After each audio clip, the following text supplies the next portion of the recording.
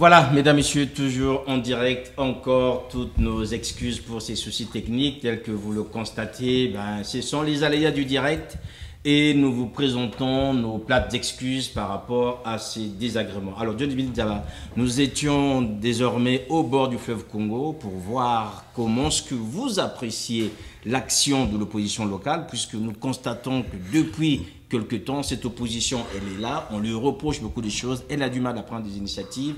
Est-ce que vous pensez que ces hommes et ces femmes pourraient vraiment, je dirais, accompagner le peuple congolais dans le soulèvement que vous souhaitez? Écoutez, comme je l'ai toujours dit, hein, c'est le moment qui fait les hommes. Et je crois que actuellement, il faut quand même reconnaître que au Congo-Brazzaville, il y a une pression qui est faite contre les opposants. Donc, je crois que le moment venu, et avec les démarches que nous menons, l'opposition pourra accompagner ce peuple. Mais comme je vous le dis, ça dépend de ceux qui croient à ça. Mais pour tous ceux qui croient à ça, je crois qu'ils pourront accompagner le peuple. Ensemble, nous accompagnons ce peuple-là. Vous l'accompagnerez comment? Est-ce que vous pensez que Madame Mounari et tous les autres qui sont à Brazzaville aujourd'hui ont encore la crédibilité, selon vous, de pouvoir accompagner quand on veut qu'en 2015, les choses auraient pu changer? Je répète, c'est le moment qui fait les hommes, monsieur. Donc ce jour-là, ça dépend de leur comportement. Mais je dis simplement qu'aujourd'hui... Et aujourd'hui, vous jugez comment leur comportement par rapport à l'action politique? Par rapport à l'action politique, je dis simplement qu'ils sont vraiment dans une situation bien compliquée. Bien compliquée, où ils ne reçoivent pas de visite, où chaque fois qu'il y a quelqu'un qui vient rendre visite, on séquestre ces personnes-là. Donc c'est assez difficile. Donc voilà, donc vous comprenez en fait aujourd'hui qu'il n'y ait pas d'initiative. Mais je leur demande je leur demande simplement de se préparer, parce que ce jour-là, ces périodes-là, ça sera des périodes vraiment déterminantes pour le Congo. Et il n'y aura pas raison de laisser ce peuple-là agir. Il faut l'accompagner, il faut le pousser, il faudra l'encadrer. Est-ce que finalement, ceux qui nous écoutent se diront, vous êtes là-bas à Paris, c'est bien, vous êtes au chaud, vous avez tout ce qu'il faut, alors que sur place, la situation est plus complexe qu'on peut le penser. Mais écoutez, aujourd'hui, le peuple congolais n'a plus de choix, M. Makosso. Le peuple congolais n'a plus de choix. Je vous ai dit tout à l'heure que vous mettez un gouvernement national, qu'est-ce qui va apporter à ce peuple-là?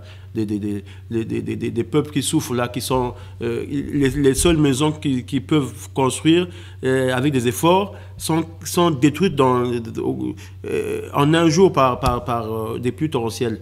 Hein, c'est des peuples qui souffrent aujourd'hui. Les retraités, ça devient des simples clochards au pays. Et vous pensez que ces gens-là aujourd'hui, c'est qu'ils veulent revoir ces messieurs Sassou Nguesso? Non. Vous savez, on peut rester là 40 ans.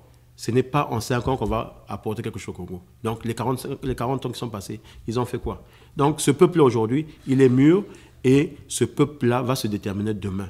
Et c'est son devoir parce que je vous ai dit que nous avons des enjeux importants ici dans les années à venir à défendre pour l'économie du pays, pour tout ce qui concerne la vie des Congolais. Donc, le peuple, nous allons appeler à ce peuple-là à être responsable. Et je crois qu'avec ce qui arrive, les échos que nous avons, c'est des peuples responsables. Donc, nous travaillons avec le peuple. On ne parle pas simplement parce qu'on ne demande pas au peuple de se mettre dans la rue. Non, nous travaillons pour que ce peuple-là soit dans la rue, pour que ce jour-là, même nous qui sommes ici, que nous soyons là-bas. Ça se fera. Voilà, ça se fera cette année, John Diaba, en l'espace de quelques mois, le peuple congolais ou encore les résistants congolais, sinon les opposants, ont perdu 3 camarades, Joël Mafuta, Biknente Lamio, Augustin Kalakala. Qu'est-ce que vous diriez en leur mémoire? Écoutez, tous c'est des gens que nous avons connus. Hein, c'est des gens que nous avons connus. Joël Mafuta, c'est ici à Paris. Oui, c'est un grand frère. Biknente Lamio aussi, c'est un grand frère. Lui était au Canada. Oui, Kalakala, je ne l'ai pas beaucoup connu, mais j'ai discuté avec lui après la sortie de l'hôpital. Nous avons travaillé pour qu'il puisse traverser et venir ici, pour que ça soit vraiment un grand témoignage pour les démarches que nous menons contre M. Sassou Nguesso et son pouvoir au niveau de la Haye, du tribunal international. Donc, je dis toujours, c'est la lutte. Dans la lutte, ça arrive, mais je crois que le Congolais doit avoir le moral. Le moral parce que les enjeux sont plus importants que nous les hommes. Hein, ils partent, mais il y a des gens qui sont là, qui travaillent. Monsieur Nzaba partira demain, il y en a d'autres qui vont remplacer. La seule chose, c'est avoir une tête haute et les pieds bien par terre. C'est tout. Voilà, avoir une tête haute et les pieds bien par terre. John Louis Nzaba, on arrive à la fin de cet entretien. Qu'est-ce qu'on peut vous souhaiter en cette période estivale déjà? Qu'est-ce que vous allez faire de vos vacances? Est-ce que vous resterez au chef du Congo ou bien vous allez prendre quelques jours à Bora Bora? Écoutez, on aime le Congo et le Congo, on le porte partout. Donc, quel que soit là où je suis, dans mon travail, dans tout ce que je fais, le Congo reste. Et en politique, nous les activistes, on n'a pas de repos. Nous serons toujours là avec les Congolais qui sont aujourd'hui au Congo, qui travaillent, qui font un travail minutieux et que j'encourage toujours à le faire, aller vers les autres. Dans cette unité du Congo, nous allons surprendre certains Congolais. Et ça, nous le croyons parce qu'aujourd'hui, cette jeunesse qui est là ne parle que du Congo. La tribu est derrière. Vous voyez, c'est ça, c'est la leçon que nous avons aujourd'hui. Parce qu'avec les contacts que nous avons, on ne parle plus du sud-est, on ne parle plus du nord, mais on parle du Congo. Et c'est ce qui me reconforte dans cette lutte-là. Et je suis certain que demain, quand il s'agira de se lever, le nord se lèvera, le sud se lèvera, et on sera toujours unis pour que on reprenne le flambeau et que les choses se passent dans les bonnes conditions pour gérer ce pays-là. Et ça, je suis certain qu'on le fera. Vous portez une préoccupation pour la jeunesse de Nzaba. Qu'est-ce que vous diriez, quels commentaires feriez-vous par rapport aux jeunes qui ont été rapatriés de force de Cuba vers Brazzaville? Écoutez, mais je dis simplement que le jour où nous serons en affaires, ça ne se fera jamais. Parce que ça, c'est humilier le Congolais. Moi, je ne voulais même pas en parler, parce que ça fait honte, M. Makosso. Ça, c'est l'État qui le fait. Ce sont les enfants de l'État. Vous voyez? Donc, cette manière de faire là, nous voulons la balayer. Ça, c'est des pages noires du Congo. Nous les mettons les pages noires du Congo. Le Congolais doit être respecté. Le Congolais doit retrouver sa dignité partout où il est. Et ça, nous défendons le Congolais où qu'il soit. Ce n'est pas l'humilier comme ça, encore des enfants. Ils sont traumatisés. Et quelle solution ils ont eu? Est-ce que vous craignez pour leur sort?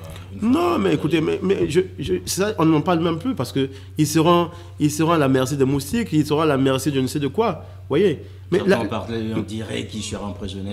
Mais tout de suite, parce que ce ne sont pas les mêmes. Aujourd'hui, si je vous dis simplement que ça sera le pouvoir de Brazzaville qui souvent voit un peu plus loin, les voit aujourd'hui comme des opposants. Donc, c'est des gens qui seront ciblés. Dès qu'ils vont parler, dès qu'ils vont protester quelque chose, ils seront ciblés. Hein? Et c'est des rafles qui se font souvent. On les arrête, mais vous entendez dans un an, le nombre diminuera.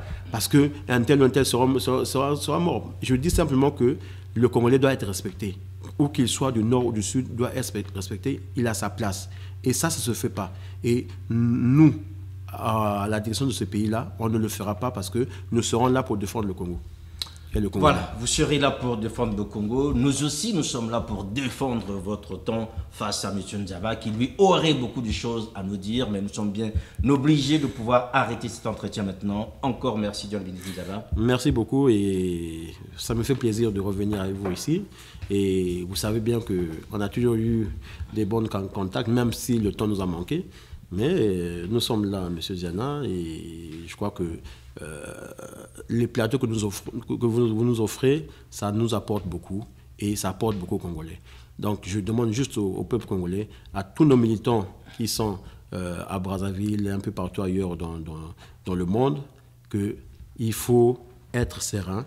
Comme toujours, nous avons des informations avec la base, restez avec la base, restez avec les Congolais et je crois que les choses vont avancer.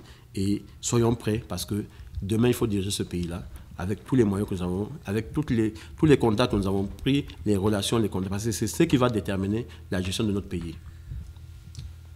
Voilà, nous déterminerons nous aussi le temps qui nous est imparti. Nous vous laissons vous occuper et j'espère que vous allez passer de très bons moments puisqu'aujourd'hui, c'est la fête de la musique. Voilà, donc profitez bien et surtout, soutenez ces artistes qui créent, qui nous permettent de pouvoir nous évader parfois dans nos pensées puisque, diraient certains, la musique adoucit les mœurs. C'est clair. Portez-vous bien, bonne soirée, à très bientôt et merci à la coordinatrice technique et à ses assistants. À la très bientôt, portez-vous bien et bonne soirée, au revoir.